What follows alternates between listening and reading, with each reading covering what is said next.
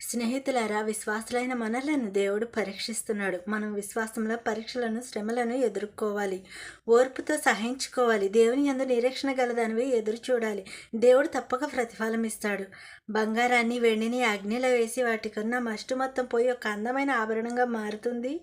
మనం ధరించుకునే ఆభరణాలను అగ్నిలో వేసి పరీక్షిస్తామే. మరి మనం దేవుని దృష్టికి బంగారం కంటే ఎక్కువైన వారిగా ఉన్నాంగా. నీవు విశ్వాసంలో నిలకడగా ఉన్నావా, లేక శ్రమలు వచ్చేసరికి లోకంలో పడిపోయావా?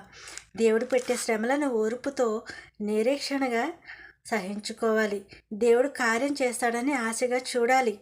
అప్పుడు దేవుడు మనలను తన స్వాస్థ్యముగా చేసుకుంటాడు. నా ప్రియనేస్తమా, నీ శ్రమలో నిన్ను నీవు తగ్గించుకోవాలి. నీ నోటిని కాచుకోవాలి. దేవుని దూషించకూడదు.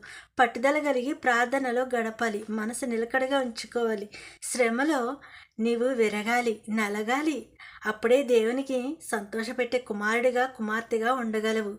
నీకు శ్రమ వచ్చిందంటే నీవు దేవునికి దగ్గర అవుతున్నావనేగా. తెలుసుకోనా నేస్తమా?